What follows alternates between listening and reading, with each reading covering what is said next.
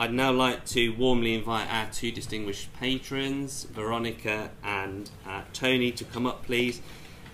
Patrons are a great asset to any charity, and Tony and Veronica are passionate about promoting the charity's work and objectives, and we thank you for all that you do for us. And they're just going to spend a little bit of time now looking forwards and looking backwards. Yeah, okay, well, it is wonderful to be back here again and back with you all. I've really been enjoying being patron. So I'm a research scientist, and I have worked on aniridia for a very long time. I was there at the time when the gene was identified. I was involved in it, but I'm not the only one, obviously. And the PAX6 gene was identified in 1991. And of course, all of that work was a huge collaboration, international, between scientists and clinicians. And actually, we couldn't have done it without the patients. Although I didn't know many of you until much later, quite a lot of you were on the panel, and I've been collaborating with Tony, and I will keep coming back to this for a long time. Quite a high proportion of the cases that we started analyzing when the gene was identified came via Tony Moore at Moorfields, because I think it's one of the biggest centers, and Tony is a fantastic observational clinician as well as a very good geneticist. So the identification of the gene started with patients who had deletions, WAGR patients mainly, because that was the easiest way at that time to try and find a gene.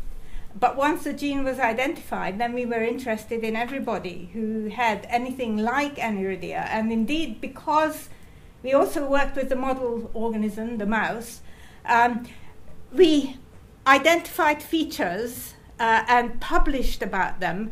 So the mice have reduced eye size. The heterozygous mice, the mice who have aniridia, also have reduced eye size. And the homozygotes, because we can breed them and are lethal. So we've learned a lot about PAX6 just from the mice. And because people, clinicians like Tony and others, read about that work, they also sent us people with microphthalmia, not just aniridia. So the spectrum of phenotypes that we were sent was very large, and we made cell lines from everybody and their DNA. I hope, and that the cell line actually is still, I hope, in Edinburgh, but I think it's getting a bit outdated now because, as you know, you don't have to give blood anymore. You can just spit in a tube to get your DNA. So things have really advanced a lot, and that's just one little thing, but the science has advanced absolutely hugely. And in a way, I think we haven't mentioned that perhaps enough. You know, there couldn't be the amount of information with or without the internet 10 or 20 years ago as we have now, because we didn't know all the facts. The facts are still coming. People are still working on PAX6, which turns out to be a very important gene in early development of the brain, the neural tube, the spinal cord, as well as the eye, of course, but also the pancreas, and the different bits of the brain are dependent on PAX6 expression. And because we studied that expression pattern, mainly in mice, but it's very, very similar to the human. Tony met up with Sanjay Sisodia, and he is the person who started the imaging, the MRI scanning of a number of you who were volunteers. And so it was he who, and his team, who identified, for example, the absence or reduction of the anterior commissure, which is the link between the two parts of the brain, which and reduction in the corpus callosum. So those were considered to be part of the features that might be involved in the hearing problems. So it's the processing that is at fault. Each ear is working fine, but the connection between the two halves of the brain is probably damaged right from early development, probably. So knowledge is accumulating, and we need that. We still need to come back to all of you, because to talk about what you are finding is so important to understanding the biology. And it's only if we understand the biology that we are going to be able to develop better ways of management and treatment for aniridia, but also many other genetic diseases. So it's a sort of circular process. We needed you all to participate and to help us find the gene, then to look at the spectrum of mutations that we also heard about from Vivian, and possible treatments that are being thought about with different mutations, heard about from Dulce. So it's a constant toing and froing, and that's why I've really enjoyed being patron here and meeting so many more of you and seeing how brilliantly you cope with difficulties that, you know, are not the easiest in life. I'm really always full of admiration when I meet any of you. So I keep up the good work. I also think Aniridia Network has developed hugely. I think it was in 2012 that I was, just as I was retiring, that you asked me to become a patron. And now I'm getting pretty old, so I'm 76 now, and my husband's not all that, he needs quite a lot of attention. And so I thought it was really time that we had at least a second patron. I'm still around, but I think Tony, who's quite a bit younger than me, is going to be absolutely excellent, and many of you have known him for a very long time. He is a wonderful clinician. He was the holder of the top chair in ophthalmology in Britain, the Duke Elder Chair of Ophthalmology, and he will be a fantastic new patron for you. So.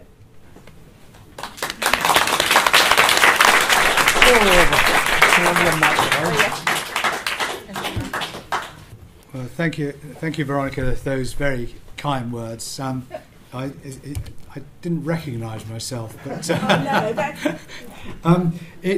when I was asked to become a joint patron of the Aniridia Network, I immediately agreed. I thought it was a very great honour, and I've looked after children and adults and families with aniridia my whole professional career. It's been a great privilege. And when you're as old as I am, I'm only 2 years younger than Veronica, but you have the privilege of seeing children with aniridia go through life into adulthood. And as old as I am now, you have the privilege of seeing them having their own children with and without aniridia themselves. And it's been a great joy. And as Veronica said, I've nothing but admiration for the parents who fight the system to get the best care for their children, and also the fortitude of the children and doing so well as they've grown older. And when James asked me to do this today, he said, well, you should introduce yourself. Well, Veronica's done that to a large extent, but to give you my background, I'm a clinician who has an interest in research. I went to the local grammar school in Slough, come friendly bombs and fall on Slough. I got out of Slough as fast as possible. As an aside, actually, my nephew saw an ad in a competition in the Slough newspaper to write a eulogy about Slough to counteract John Betjeman's poem. And he won first prize, and he got given by the prize was given by Attila the stockbroker. I don't know if you ever met him, a very great poet. And his opening words was, come friendly bombs and fall elsewhere, not on Slough so fair. Anyway, it went on like that. But and then I read physiology at Oxford, then went to medical school there and did junior medical jobs in Oxford and then Moorfields.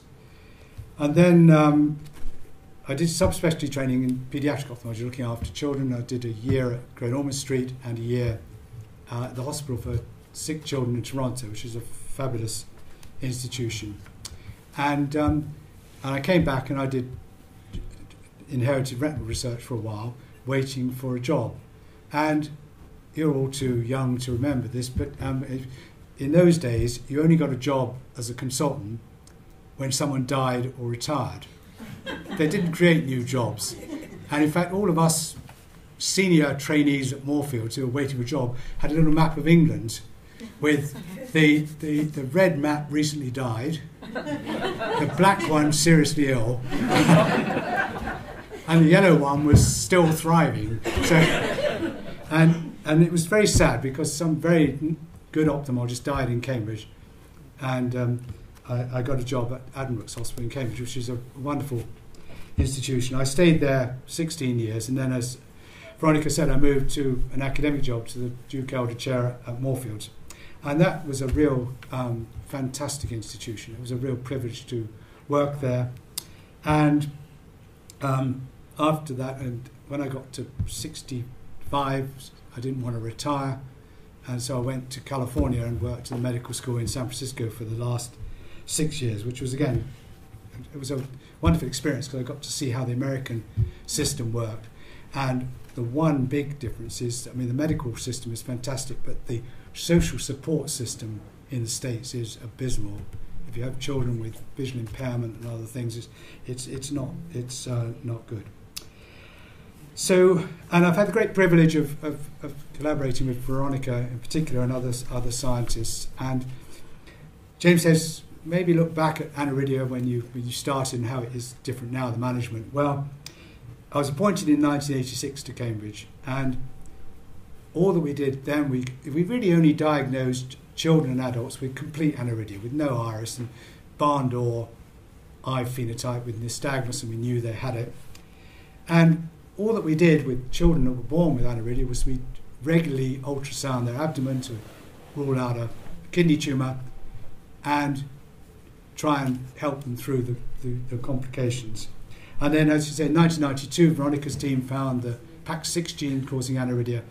And that had a real, a major influence on the field because we could start to see how different spelling mistakes could cause different changes in the eye.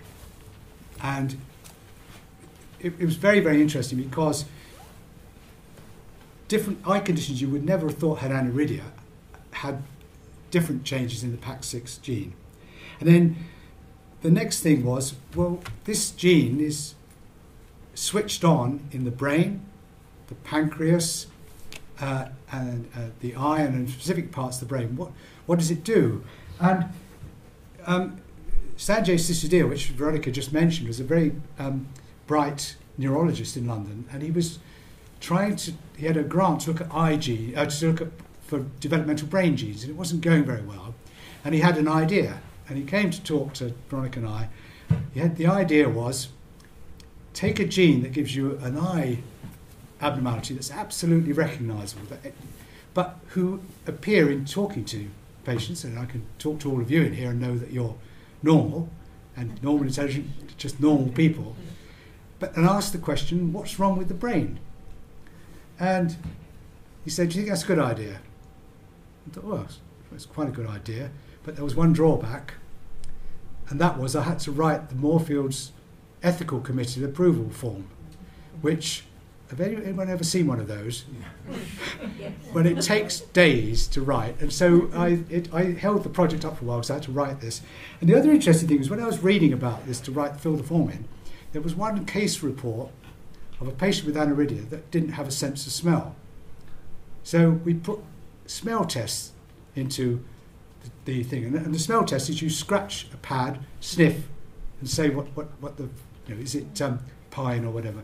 Anyway, so the project got off the ground, and it was amazingly interesting, as Veronica said. And the other serendipitous thing, which is related to the earlier talk, is Eva Bamiu rang me up. There was a patient in the study, of Sanjay's study, who'd gone for a hearing test at Queen Square, the big neurology hospital. And the doctor said, well, she's got normal hearing in each ear, but she's got this rare thing where you can't put the hearing together. You have this hearing processing disorder. And isn't it strange she's in your study? So we then recruited other patients. Veronica had found a mutation into that, and that started that whole thing. So there are a couple of lessons from that, is that often little accidents like that, if you don't just leave them aside, if you think about them, they can push the research forward. And the second lesson is, it's always better to have lots of scientists with different interests sitting in the same room drinking coffee, so that you discuss these things. So the final thing is, what else has improved over this time? Patient care has improved. Subspecialization in ophthalmology has been fantastic. You can now see a corneal stem cell expert. You could see someone who could do a very good cataract operation in an anuritic eye. You can get very good treatment for glaucoma. And that's been fantastically good for patients. The drawback to that is there's a danger of you going from A to B to C and back to D again. I've done the cornea, but you can't see any better. Why don't you try a cataract doctor? Why don't you do a glaucoma doctor? So you need someone to give you a good general ophthalmologist, to give you holistic care, and that's a challenge. And I think we've learned a very interesting last talk about how technology has really, really helped children and adults.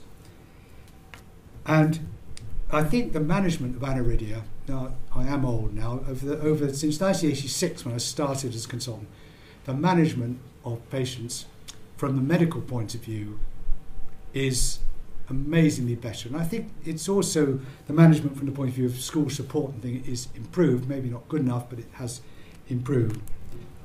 And we know a lot more about the genetics, about why changes in PAX6 give you the problems with the eye, the brain, the hear and the sense of smell. What's the challenge that's left? What's the future? Well, the challenge is to, like all genetic eye disease, develop treatments. And because if you're like me and see a lot of other genetic eye disease, if you're born with visual impairment and you've got a stationary condition that doesn't get any worse, that has vision about the level of aniridia, those patients go throughout life much more easily with less challenges than those with aniridia because of the later complications. And I think that the combination of the new genetics, gene editing, stem cell therapy are really going to solve the corneal problem. Won't be too long either. And that just leaves you with glaucoma to prevent and treat. And that will probably be in the hands of the surgeons, but techniques are improving all the time in that field. So I hope that gives you a bit of optimism for the future. And again, I want to thank all of the patients with aniridia have helped my research and Veronica's research over the years. And also say again, it's been a great privilege working with aniridia. I'm looking forward to working as a joint patron with Veronica for the Aniridia Network. Thank you very much.